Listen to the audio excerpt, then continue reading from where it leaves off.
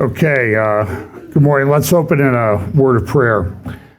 Lord, I pray that you'll bless our time together today. Pray you'll give us wisdom, insight, and understanding as we look at some of the things that are going on in the world related to Bible prophecy. We pray that you will bless our time together in Jesus' name. Amen. Well, just so you know, so this is Let Me Fix That Map For You.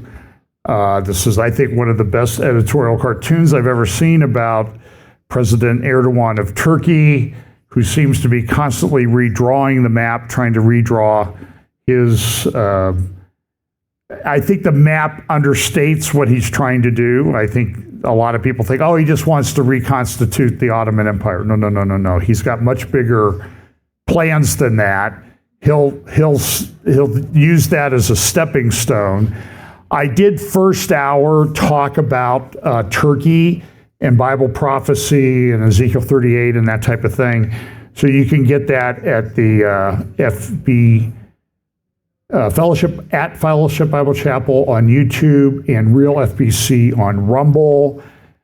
And then we would also like it if you would like, share, subscribe, do all those things that do to help us fight against the algorithm police. Also subscribe to the channel. I'm not that concerned about it, except that it doesn't seem like we've gotten any new subscribers for a very long time. And I'm not sure what's going on. I think I'm getting throttled by the people who consider they're my betters. Again, we talk a lot about different topics in Bible prophecy. I need to update this wheel because some of the stuff is getting, not that it's happened, it's just that there's some, I need a bigger wheel. Yeah, maybe someday I'll do a title, you're going to need a bigger wheel. That thing will be spinning like a top. So Erdogan is important. We'll talk mostly about Middle East this week. I am always kind of surprised. I have read a lot of books and posts and articles and that type of thing on Bible prophecy. And it's always interesting. Every week I find somebody with some new idea. And so my takeaway from that is be humble. Maybe you don't have it figured out. Things are unfolding at a pretty rapid pace. And so pay attention, because I think it's important that we watch and always remember Daniel said, he wanted to know, and he said, go your way, Daniel, for the words are closed up and sealed till the time of the end. I think that's our time.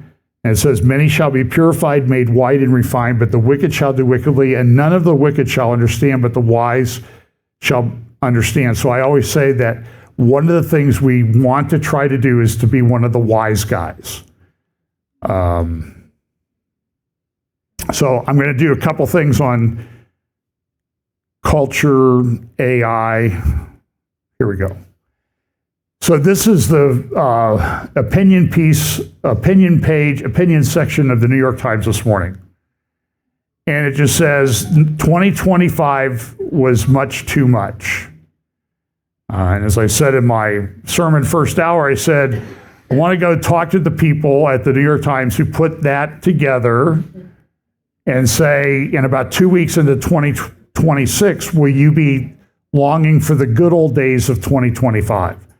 Because I don't think the intensity of the things that we see are going to be rolled back at all. Now, by the way, on January 1st, going to have a sit-down talk with my friend Pete Garcia. We're going to talk about look back at 2025, look forward to 2026. So that's going to be 8 p.m. Eastern on January 1st. It'll be on, I think it's going to be on Pete's channel, also our channel at Fellowship Bible Chapel, and then wherever I stream, Facebook, Telegram, X, and wherever I can get away with. I don't want to discriminate against anybody who wants to ban me in any way. So this is the interior part of this article at the New York Times today is the year America blew up the process. And it's sort of, you see it's like a paint by number thing for the people writing the Declaration of Independence. And that's kind of significant because this year is the 250th anniversary of the signing of the Declaration of Independence. And by the way, I remember 200. And it doesn't seem like it was that long ago, right? That's, I have some friends, they were newlyweds when I was like 9 years old. And so today is their 62nd anniversary. And they always seem so much older. And now they're like a peer, you know, because we've been married 50 years and they've only been married 12 years longer. That's nothing, you know, it's very weird how your perspective changes. So also on January 14th, it's a Wednesday night, 8 p.m. Eastern, we're going to do another technology, technocracy, transhumanism roundtable, where we're going to talk about some of these issues. And by the way, when we do one of those, we'll go 2.5 hours, and we don't even begin to scratch the surface. You ought to see the stacks of stuff that I have left over that we never got to. So hopefully we're helping people navigate the area, because I think it's a very complex area.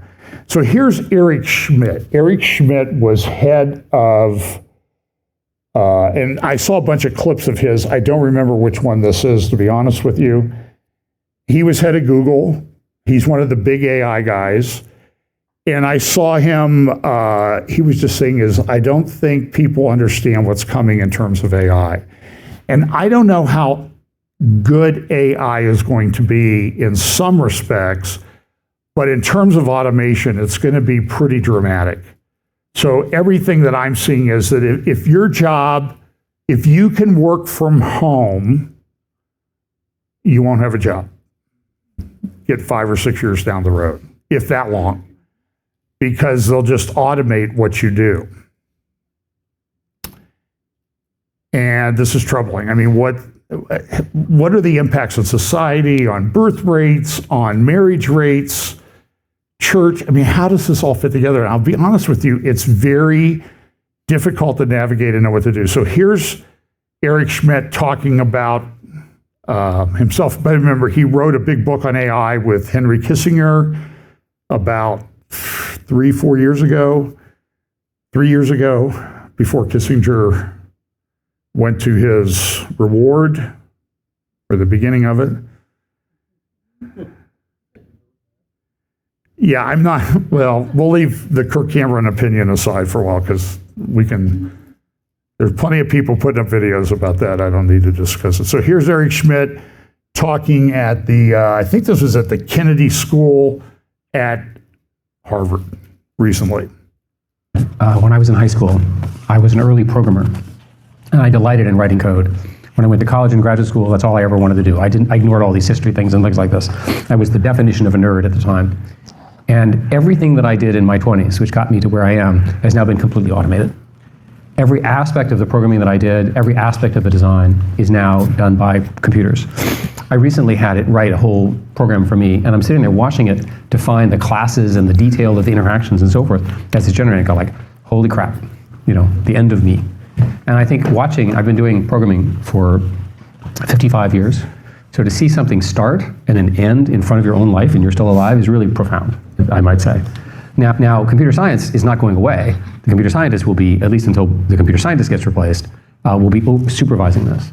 But the ability to generate code at the power that these systems can do is revolutionary. It means that each and every one of you has a supercomputer and a super programmer in your pocket. Now,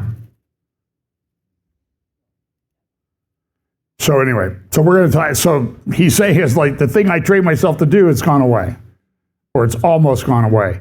I saw some other AI guys talking about, I can't remember the guy. He was the guy who talked about getting the 3D, making 3D models of all of the proteins, the biological proteins. And it used to take a PhD scientist 5 years full time to do one, to map it out 3-dimensionally. They figured out how to do it, and they did I don't know how many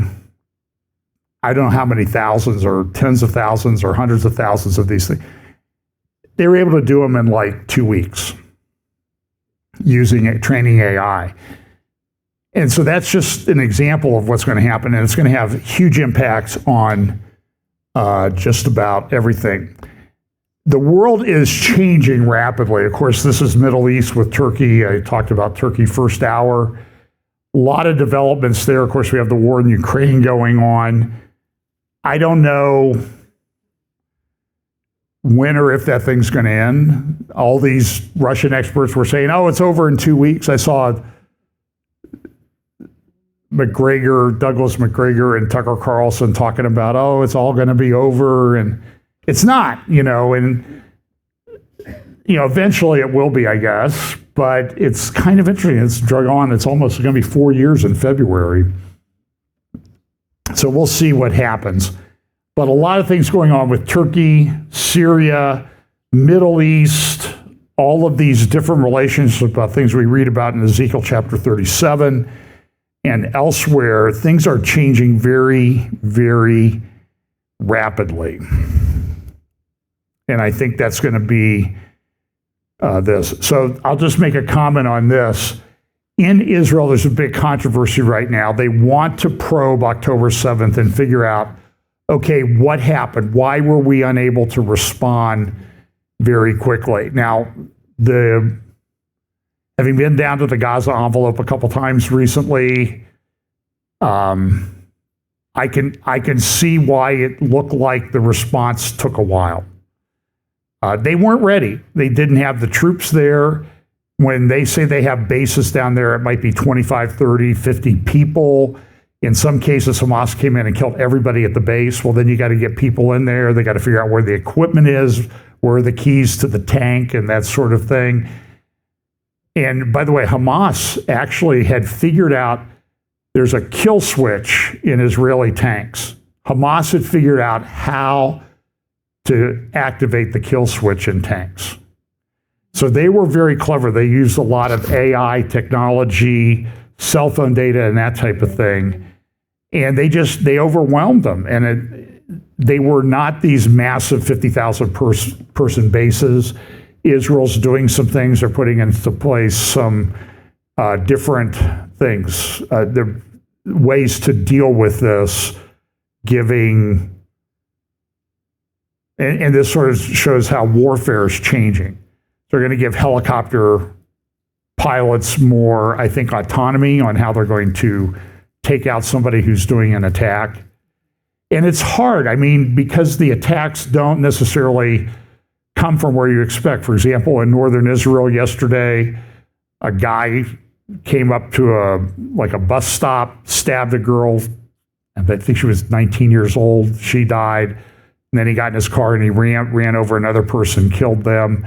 And this is all very random because it just it happens, and then you have this big, lives changed or lives lost, and it happens so quickly. This is an article, I don't remember where I got this. Is the West over? As U.S. relations with Europe sour, longtime allies wonder if the world order will ever be the same. And my answer to that is, as I'm watching these things unfold and how they relate to Bible prophecy, the answer is it won't be the same. And it will change even more quickly than you can imagine. And it will be very, very rapid. Now, one of the theories of end-time Bible prophecy is there will be a revived Roman Empire based in Europe. A lot of people said it's European common market, that type of thing. Europe is not doing that well. It is collapsing demographically. It's being overtaken by Islam. And whatever anybody says about how long that's going to take, at least based on what I'm observing, it's going to happen much, much more quickly than anybody thinks.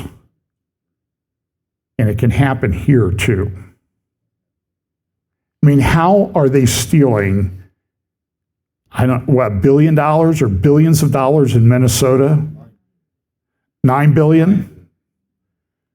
And there's a great journalism guy, I didn't have time to grab his video. He went out, they went to these fake childcare or healthcare centers run by Somalians, no kids, no patients, nobody, and they're cashing checks like crazy. I'm sure there's no corruption there.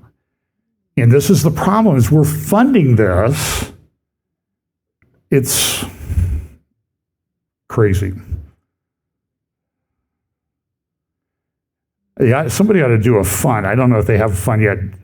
Tie your investments in your fund to congressional investments of congressmen, because they all seem to be getting filthy rich.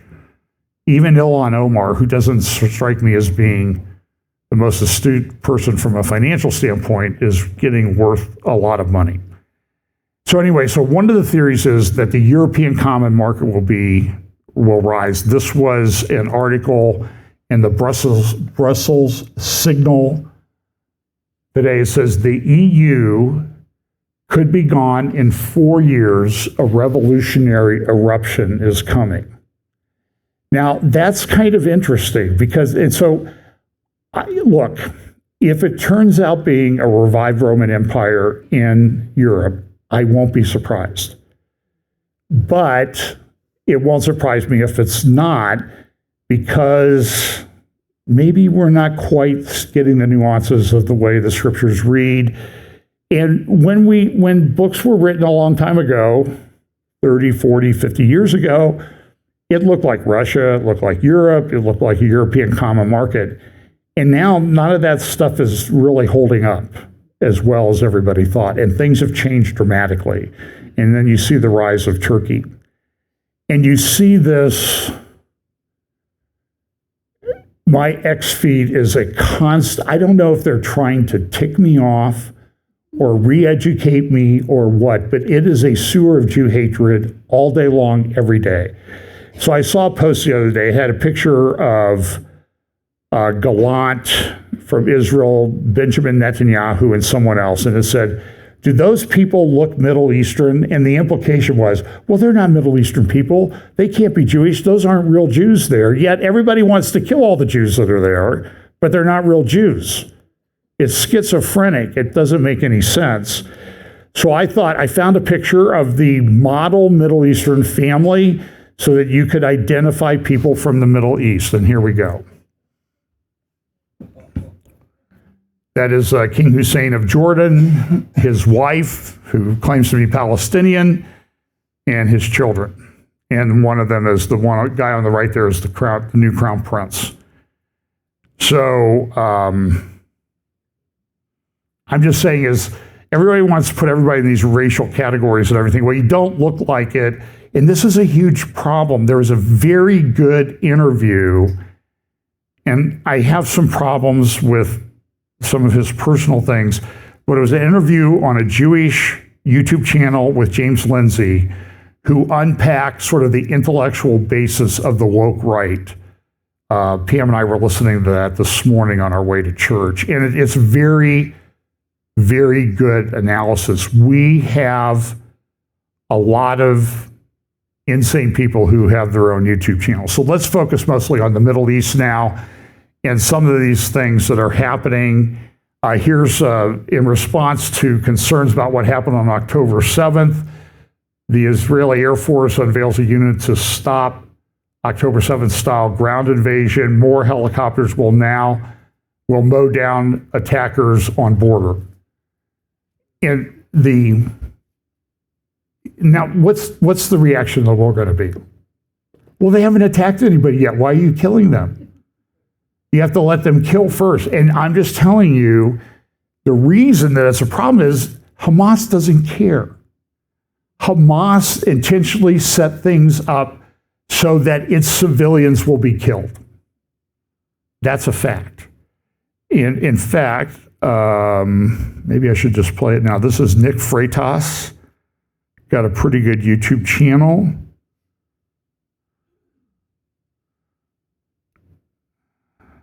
So there's this article in Jerusalem Post the other day, Al-Aqsa flood, and it goes through a publication that Hamas put out.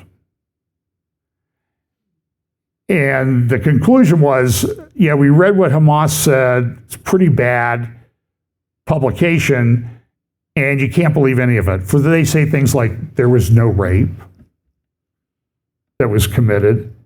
I've talked to people that were there at Nova in minutes after this, while this thing was unfolding. They said what they saw was absolutely shocking. So, and what says here?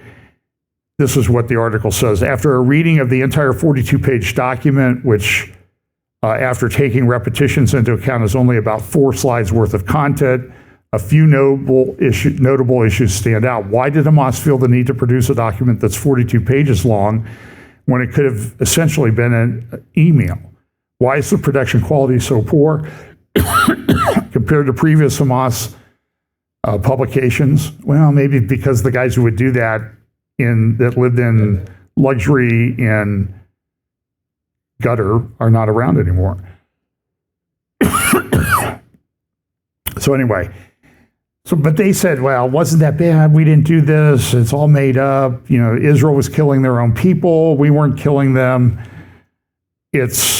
But the upshot of the whole publication is we'd do it again. We plan on doing it again and try to stop us from doing it again. So that's where they come from. So Nick Freitas at Young America Foundation talk the other day. He was asked a question about, well, Charlie Kirk didn't like the way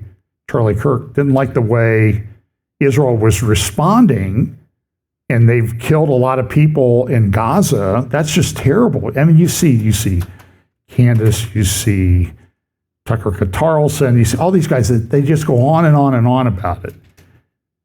So I think this is really a very good explanation. Now, having said that, I disagree with Charlie on some of those other statements. And again, I'm taking you at your word that Charlie said that. I don't think they were trying to ethnically cleanse Gaza. I just don't. And I don't say that because I'm generally supportive of Israel and generally not supportive of Hamas. I can't stand Hamas. But that doesn't mean that the Israeli government always gets it right. It doesn't mean that Netanyahu, it doesn't mean you have to like Netanyahu. By the same token, I know what military operations in urban terrain look like. Well, one of my biggest frustrations with this whole fight is anybody that wants to be critical of the Israeli government or Israeli combat operations, I'm fine. Let's have a conversation. Let's talk about what can be done better. That should always be. That's why we have after-action reviews in the military. But I would beg people to understand something here. Part of the reason why the combat operations in Gaza look the way they do is because Hamas benefits from civilian casualties. Hamas has deliberately made their strategy the maximization of their own casualties in order to play on Western sensibilities. Why? Because they can't beat the IDF in a conventional fight. We talk about like hospitals and mosques and schools and things like that. Do you guys want to know why? When we look at the Geneva Convention or we look at the rules of land warfare, why do we take those things off limits? Why are you not permitted to conduct military operations either in those buildings or to target those buildings for artillery and airstrikes? Because of the propensity of civilian casualties, right? They're not supposed to be military targets. What happens when your enemy makes it a military target? Am I not allowed to respond now? Wait a second. Wait. Am I not allowed to respond now? Am I not allowed to do anything? Right? What happens when I have to conduct urban military operations? And one thing I like to point out is I was a Green Beret, but I wasn't just a Green Beret. I was a Green Beret who went through Sephardic, which is our premier close quarters battle school. I went through SFAUC, which is our Special Forces Operation Urban Combat course. I went through Ranger School, Sniper School, EMT, Airborne, Air Assault, like the list goes on. The United States government spent a whole hell of a lot of money making me a pretty good combat operative. But when you're conducting operations in an urban environment, a 17-year-old that picked up an AK-47 for the first time, spraying it down a hallway kills you. It's a casualty-heavy environment. And the IDF was still going into some of these places announcing that they were coming in to do combat operations. You know they're not required to do that by the rules of land warfare or the Geneva Convention, right? And yet they did it anyways. Why? They wanted to minimize civilian casualties. So why did Hamas insist that they be there? Because they wanted to maximize civilian casualties. Why? Because every time a civilian dies in Gaza, the UN and Doctors Without Borders and CNN and MSNBC and every college campus in America goes, I can't believe what the Jews did to these poor Palestinian civilians. They're creating an impossible thing. We are rewarding Hamas for killing their own people. And Hamas doesn't care. The senior leadership could not care less. They're billionaires. So the thing that I would have said respectfully to Charlie is we can have a conversation all day long on how do we do a better job of minimizing civilian casualties when conducting combat operations. But the moment we start letting Hamas get away with what they were intentionally doing to create additional casualties so that they could beat the IDF the only way they know how, and that's by applying external pressure, then all we do is encourage that sort of behavior, not just from Hamas, but every terrorist organization. And that's a big problem. Isaac Herzog has this tweet up about Romy Gonen's testimony. And now she was one of the hostages in Gaza. And so a lot of people say, well, there was no rape because where are the stories? Now, I would suspect that the environment in which these people were held and tortured and raped was very hostile and very difficult to deal with mentally and emotionally. And I'm saying if you're one of the persons saying that, you need to check whether you have a heart or a soul. If you're just saying, well, we don't hear the stories. So here's a story. This is a young lady. David Friedman retweeted this. Now, I don't know if it's up. I'm going to play. It's about a 3-minute clip. It's subtitled because she's speaking in Hebrew. So on Israeli Channel 12. And Friedman says she's indeed a hero for having the will to survive and recount what happened. Her captors and abusers and their supporters and excusers are beneath contempt and the lowest form of subhuman life. And of course, what was one of the responses, one of the comments to David Friedman, former ambassador's tweet? Oh, you called them subhuman. What a nasty person you are. Anyway, here it is. Only when you're in this situation can you grasp what happens to the body. And fear sometimes paralyzes. And I was paralyzed. I think not a lot went through my mind in these moments, except being terrified, really disgusted, and asking why. Why? It's the phrase I use with everybody. It's just not fair. Not fair? This was one moment in the bathroom. There was this one moment in the bathroom while everything is happening. I was crying like crazy. Were you crying while it's happening? Yes. That's what I do. I just cry. Having the time of his, and he was having the time of his life. He's ecstatic. And he has now received a gift of a lifetime. And I remember one moment looking, there was a small window like a picture frame. And I look through the window and I say, wow, the sky is blue, the birds are chirping. And that's the situation I'm in right now. I mean, the dissonance between life outside, the beautiful, the ordinary, clean life, and the filth, beastliness, and disgust that's happening here inside this bathroom. This is a moment I will never forget. Looking out and what I felt inside.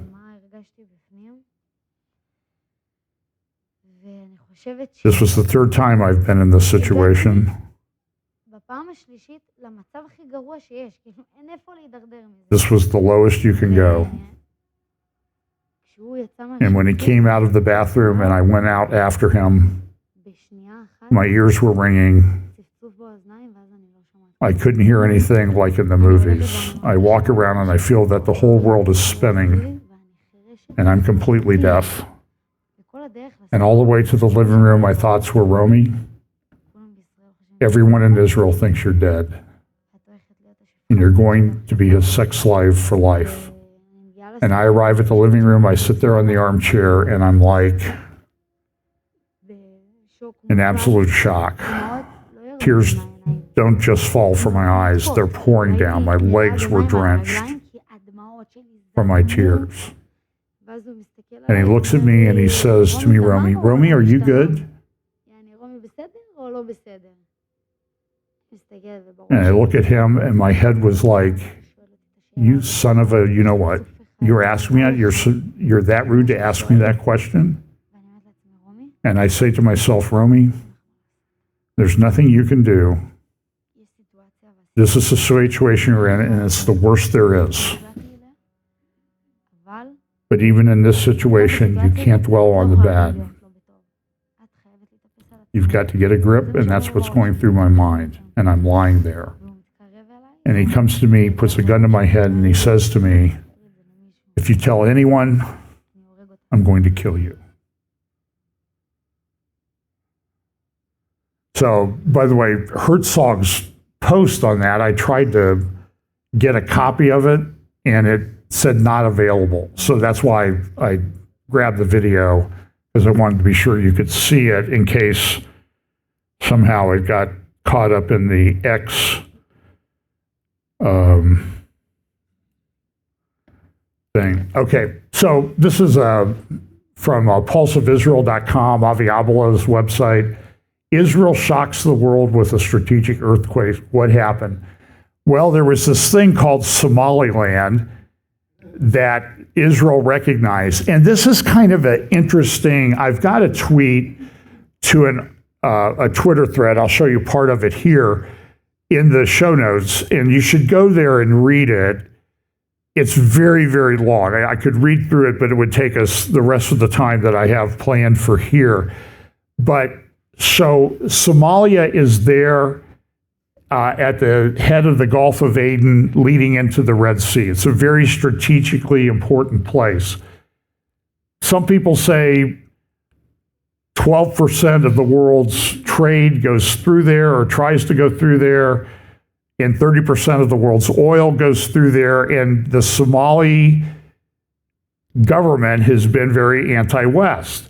But look at what's right across the Red Sea, the Gulf of Aden, from this new place called Somaliland. Of course, you have Djibouti, you have Ethiopia there, then you have Somalia and this new Somaliland that Israel has recognized as an independent country. I think they're the first ones to do that. And right across there is what? Yemen. And so the upshot of this is that Israel has recognized this because it's a strategic way to undermine what the Islamists want to do. They want to control that area. They want to shut down shipping. They want to make it difficult for Israel. So Israel's kind of going around behind them and saying, hey, we're going to recognize this new country. We're going to support them. We're going to give them aid. And my understanding now is Yemen, remember Yemen was showing all those rockets into Israel? Now Yemen's kind of fallen apart. So the Iranians have lost a lot of things. So here is a Clash report. Why did Israel recognize Somaliland? To expand intelligence depth and secure Red Sea access, Israel seeks a strategic foothold in the Horn of Africa.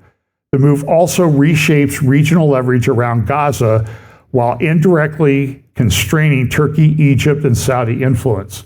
And why is that? Because Turkey's been in Somalia.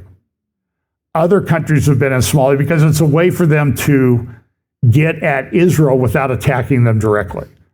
So Israel says, okay, two can play that game.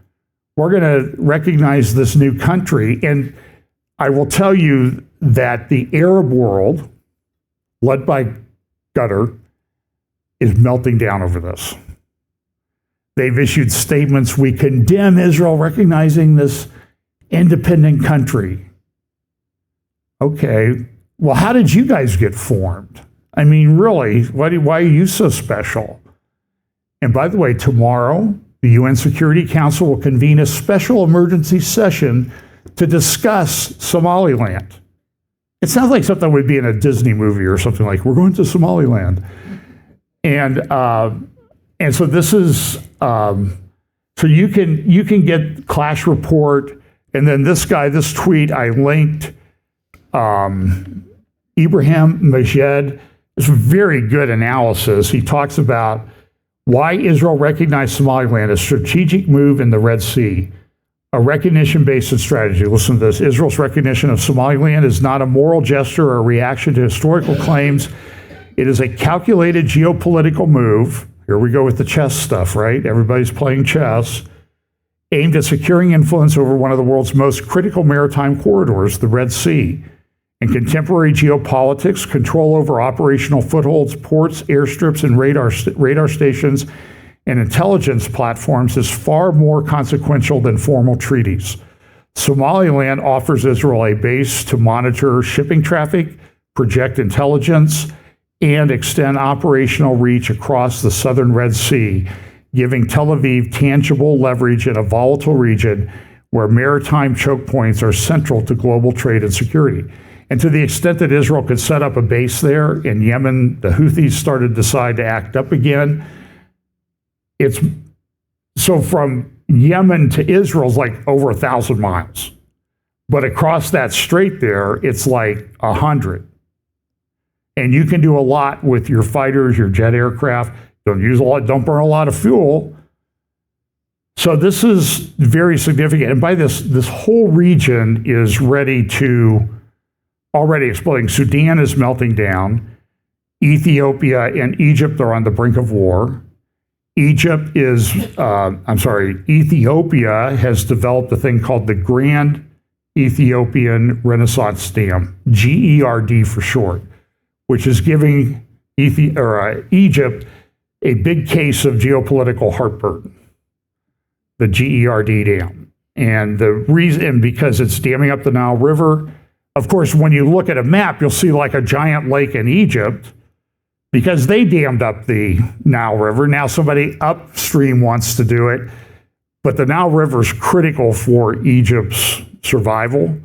There's also a prophecy in chapter 18 of Isaiah or Ezekiel, talking about the Tower of Silwan, or 26. It's somewhere in Isaiah or Ezekiel. Can't remember right off the top of my head. It talks about this thing, and it talks about Egypt being in big water trouble. And by the way, water is a very big deal throughout the Middle East. Who is controlling a lot of water or has the ability to make a lot of fresh water? Israel, for one, with their gas resources. Turkey controls massive amounts of water. They've cut the flow. Sorry about that.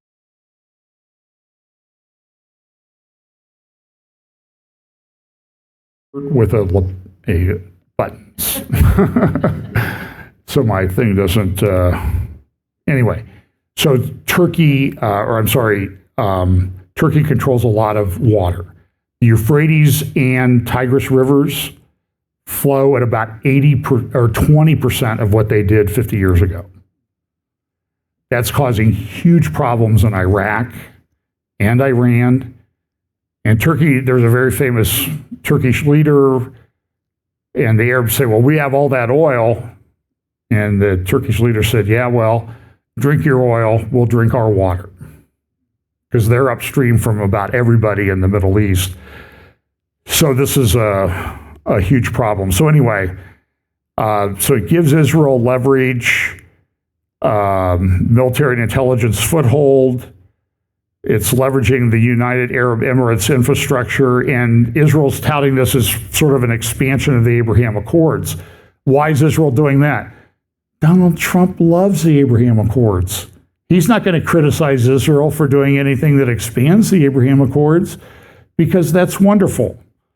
So this tweet, it goes on and on and on. It can put strategic pressure on Egypt. It also goes against Turkey's regional challenges, helps secure Israeli trade and maritime routes, reshapes Israel's regional influence. And so what a lot of analysts are looking at this, they're saying, this was a brilliant move. This is like turning a pawn into a queen at chess. That's when you can do that, that really changes the whole dynamic of everything. So that's what Israel is doing.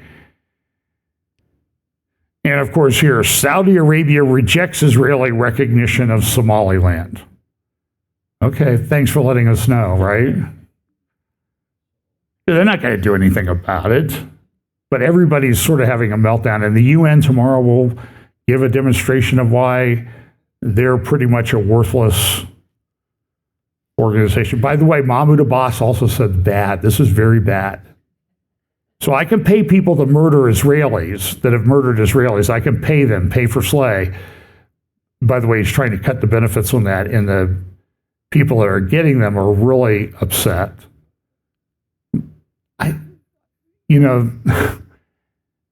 Remember back in the days when Franco, the dictator of Spain, was still alive, and they used to have a thing on Saturday Night Live, Franco was still dead, or Franco was still alive. Abbas has been hanging around for, you hear talk about his imminent demise for decades now. So we'll see. So this is on the Ayatollah Khamenei's website. The entire transcript of the interview of the president of Iran. And this is what he said. This is sort of the money part, and it's very, very long. You think I go long? You have no idea.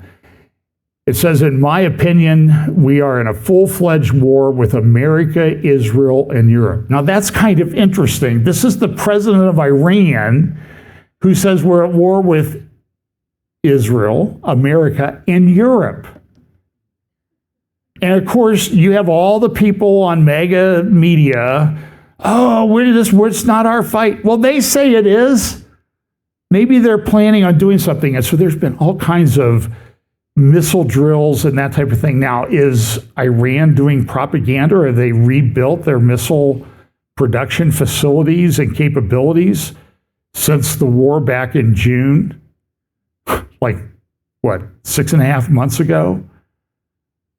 And they're producing massive amounts of missiles, at least that's what they claim, and some intelligence indicates that this is the case, because what do they want to do? They want to shoot 1,000 or 2,000 missiles at one time at Israel, and nobody's going to be able to shoot those down. And so they're trying to cause havoc. And then Iran has the audacity to sit there and we've never attacked anybody in our history. Okay, whatever. So he says this, so we're at this war. This war is worse than Iraq's war against us, if one understands it well. This war is far more complex and difficult than that war. In the war with Iraq, the situation was clear. They fired missiles, and I also knew where to hit. Here they are besieging us from every aspect. They are putting us in difficulty and constraint, creating problems in terms of livelihood, culturally, political, and security-wise, while raising society's expectations. On the one side, they block our sales, our exchanges, our trade, and on the other, expectations of society have risen. Consequently, we must all help with our might to fix the country. Because people are pointing out things like, you don't have any water. You're out of water. Well, people are making it difficult for our people. Well, then stop messing around. It's really pretty simple. You want to live at peace? Live at peace. Stop sending, by the way, since the ceasefire with Hezbollah, Iran, through channels, has given over $1 billion to Hezbollah in Lebanon. And if you go to Palestine Square in Tehran, you see this thing, and the title of this poster is Nahariya, get ready. Another defeat awaits you in Lebanon. Nahariya is the furthest north city in Israel on the Mediterranean. We've been there. And we have friends that live there, and they said, if they ever start shooting at us directly, it's like 6-minute drive to Lebanon. A rocket's going to get here a lot quicker than 6 minutes. And then they kind of drug this out of the bank too. All these, see the missiles underground and all the missiles flying and that sort of thing. It says, are you ready? If you miss the war, we will turn your night into day. So Israel, so the big thing is going to happen this week in D.C.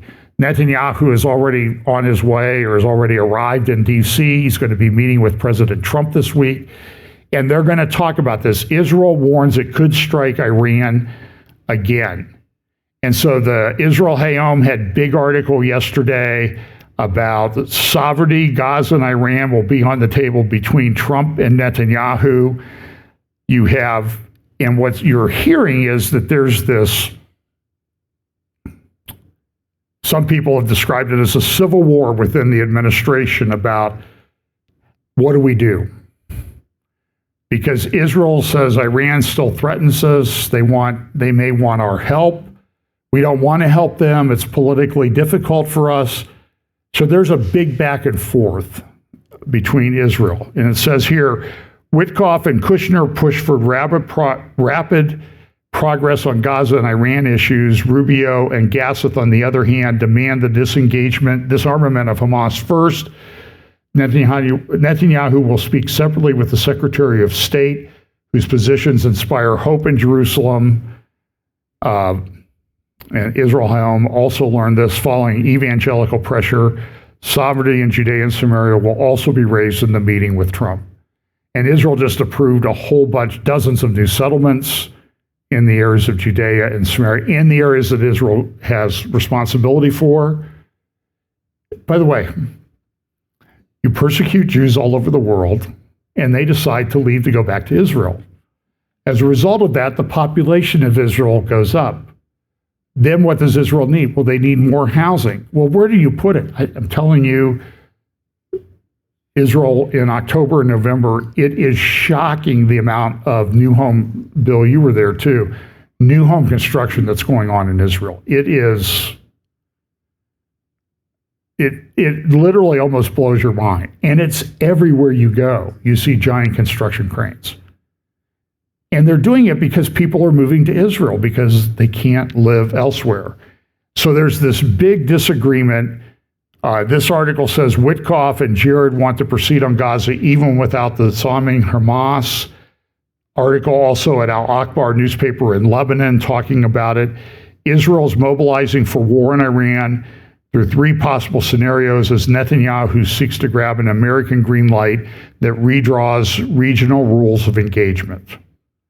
So this is going to be a big deal meeting this week. I think this is the fifth trip that Netanyahu has made to the U.S. since Trump took office less than a year ago for his second term. So this is the headline, front page, Israel-Iran signs of a second round, and then mobilizing for war against Iran, three options in Netanyahu's arsenal.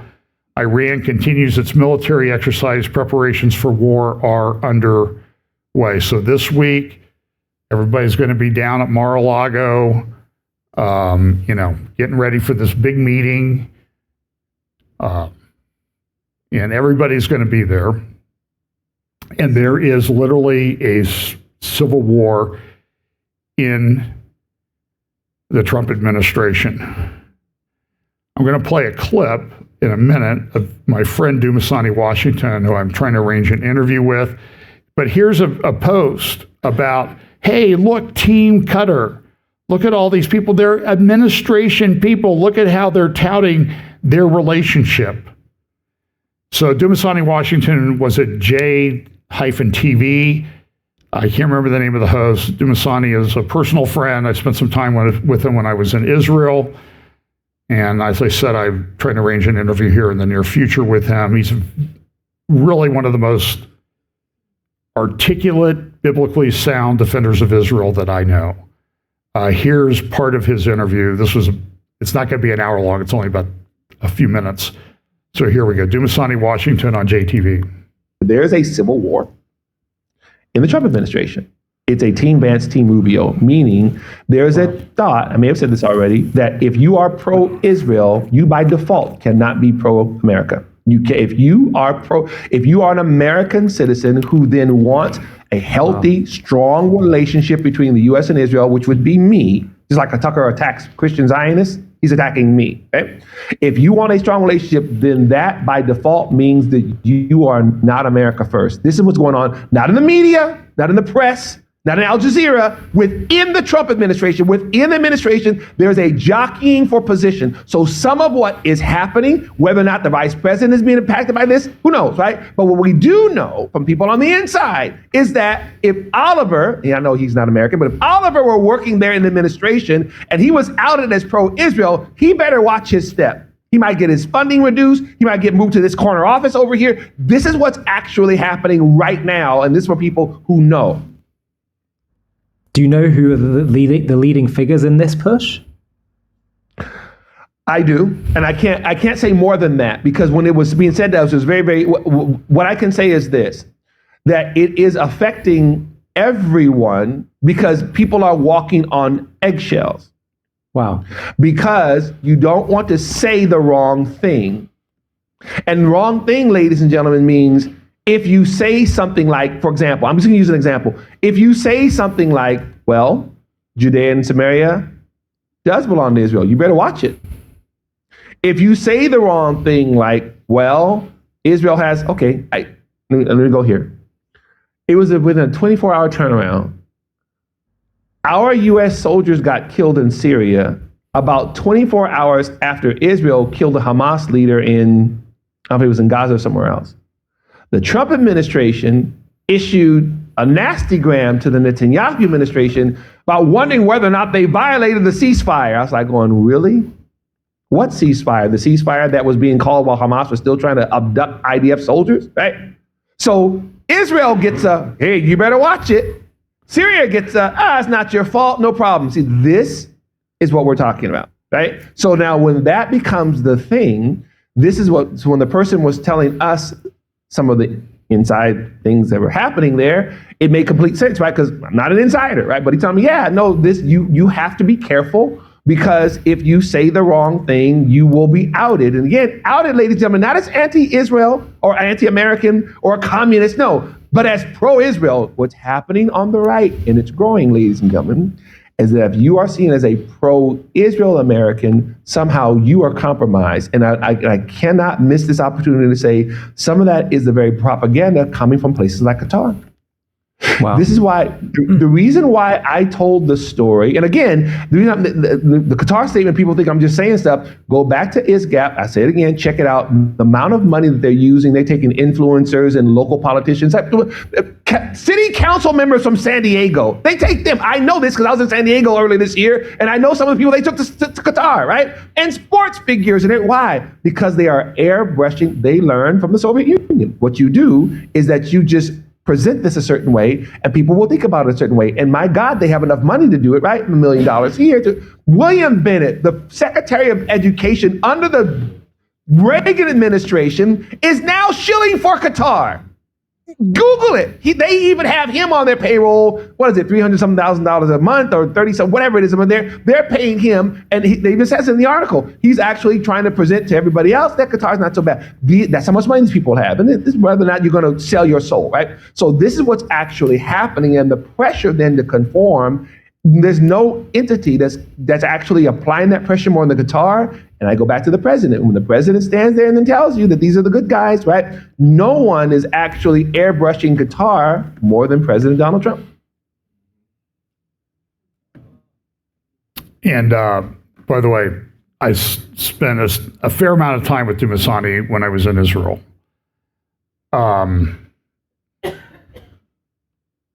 I'm trying to think of anything that I disagreed with him on in all the time we spent together. And the answer is I didn't, because he sees what's going on. He sees the truth of what's going on, and he's not afraid to talk about it. I have utmost respect for him. So Syria continues to be a problem, as he said.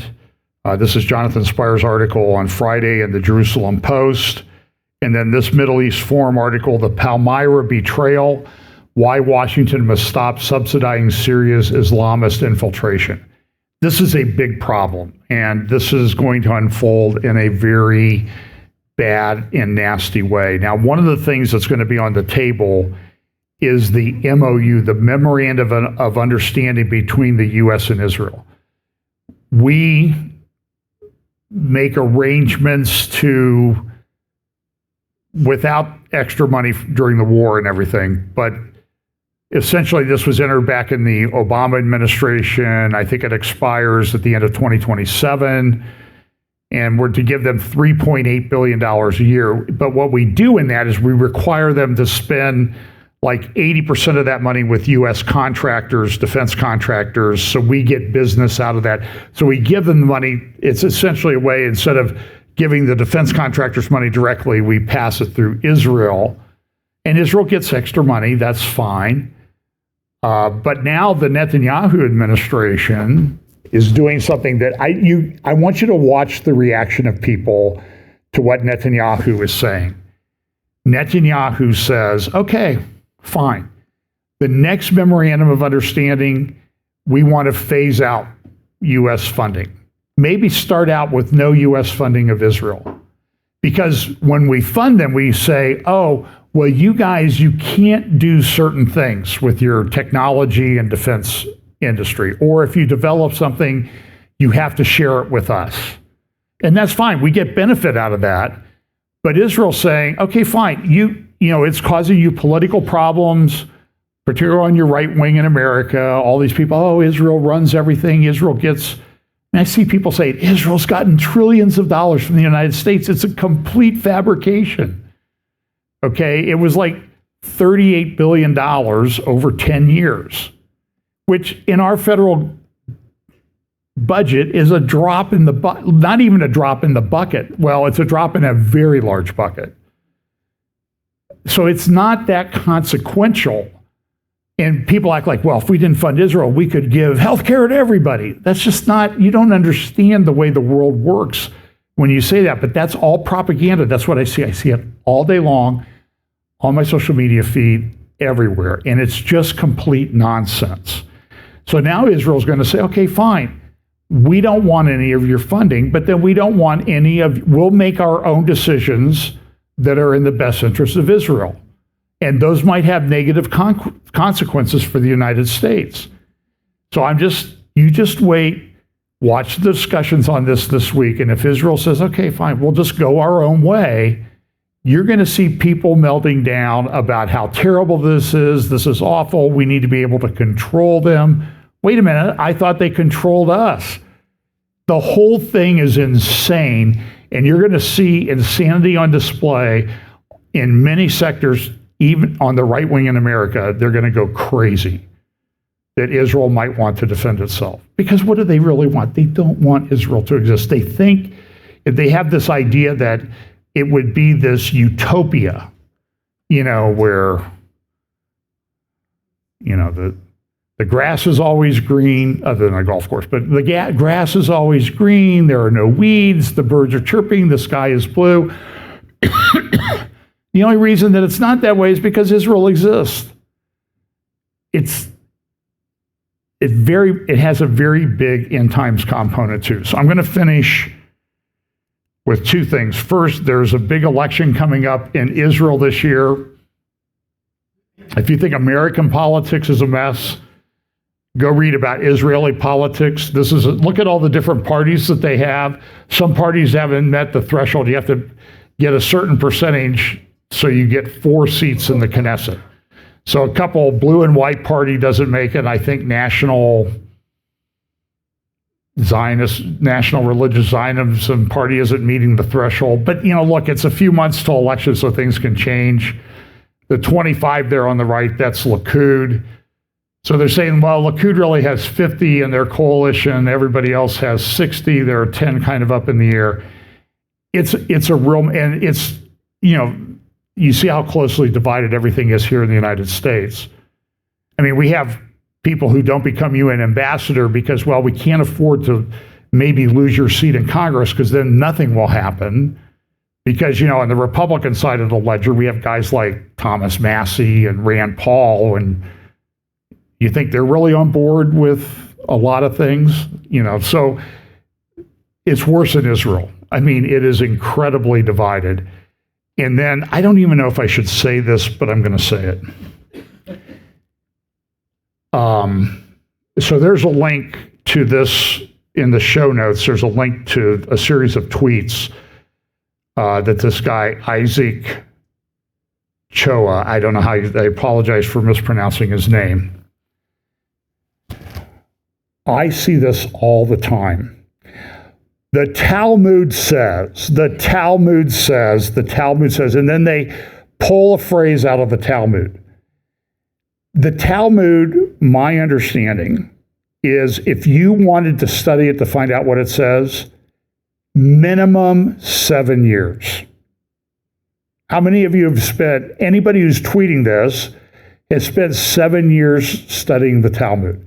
Now look, there are some statements there. Some of them are applied, say, to Jesus, but maybe they weren't talking about Jesus. There's some historical question as to whether it was even referencing Jesus. And it's an argument when, I don't know if this will sound very, it's almost like Jewish social media that's been written down. I mean, do you see, so if you go to X and you see all this garbage on X, does that mean that everybody's on X believes that garbage? No. But so then they say, well, it's in the Talmud, well, that doesn't mean that every Jew believes that or thinks that way or even thinks that it's authoritative on that issue. So Candace was talking the other day and she goes, I can't even use the language that she used. It's the F word. She was using it liberally, describing Ben Shapiro. She does not like Ben Shapiro. He fired her. And she's, well, that sounds sexist. So I'll just say that a sexist person would say she's a woman scorned, so she's kind of dangerous. But that's not me, I'm just saying what other people might be saying. But she holds up this book called The Talmudic Jew. I read in the Talmud. She's never read it. First of all, it's in a foreign language that I don't think she's trained in. And this book is known to be an anti-Semitic trope. It's been proven false over and over again. And you see all these people, and I see Christians in it too, throwing this stuff from the Talmud around. And I'm saying is, before you do that, you better be sure that you know what you're talking about. And it's going to take you a long time to figure it out. So until you figure it out, keep your mouth shut. So look, I was a lawyer, and we argue things in our briefs, which kind of seems like a misnomer because lawyers don't do anything in a few words, so I don't know why they call it briefs, but I guess it's shorter than it would be if you didn't put a page limit on it. But the point is that legal arguments are all through our case books. I mean, go to a law library, there's case books all over the place, and if you pull one off, you read something because it's based on what people were claiming in a case, doesn't mean that everybody who's a lawyer believes that. That's why we have a legal system where people argue about that stuff. And that's similar to what the Talmud is. They're trying to argue about what applies and what does not apply. And look, there's some bad ideas in there, okay? There are bad ideas everywhere. Go read the congressional record. Go read the emails of people in Congress and that type of thing. So I'm just saying she does not know what she's talking about. And she continually cites anti-Jewish sources that are proven false over and over again. She has, in my estimation, no credibility on any single issue, even what day of the week it is or what time it is. I think she has destroyed her credibility that much. So I'll tell you, every time I see somebody post and they say, well, she did this and this is inconsistent, and the comments are, oh, she's wonderful, she's the greatest investigator ever, and she's bringing the receipts, and I'm like, and then people say, she's had like 25 different people or groups that have killed Charlie Kirk, and she just moves on to the next one when one gets debunked. It's an incredible thing, and yet I see Christian people on social media going, oh, she's so wonderful. She's such a good Christian girl. And to me, she's become sort of a harbinger as to whether you have discernment or not. And if you want to make a negative comment, go ahead and try, and I'll block you. Because I believe in free speech, but not in my living room. Okay? So I don't come over to your house and yell at you. So that's fine. You have social media, you have plenty of outlets. How many different social media platforms there are? Have at it. I just don't want it messing up the comments on our YouTube channel, because we actually have people that want to make intelligent comments. So anyway, this is an incredible time to be alive, and I need to there is one thing I forgot. Good news. Good news. So this is Let the Stones Speak. It's published by the Armstrong Institute of Biblical Archaeology. They're pretty good. They do a lot of good work. They have an article this week. It was published in the Journal of Near Eastern Studies or something like that. And it talks about Sennacherib's palace in Nineveh. And if you've ever been to the British Museum in London, there are these massive rooms full of relief panels from Nineveh. The British, thank the Lord for the British. They gave us golf in the Nineveh panels, okay? And it's, and so they have these rooms full of these relief panels. And one of the guys that's prominent in these panels, because it was his palace, Sennacherib, in Nineveh, is Sennacherib and what he did. And one of the things he did was he invaded Israel, and he talks about how he kept Hezekiah like a bird in a cage and that type of thing. So they were examining one of the panels. Now, the panel's been destroyed. But before it was destroyed, they took very detailed photographs, drawings, whatever, of these panels. And one of these panels, whatever the slab is here, is like slab 28 or slab 26. What happened to the panel? Well, it was in the palace of Sennacherib in Nineveh. This guy, in 10 years, he built a his throne room in his palace was 167 feet by 60 feet.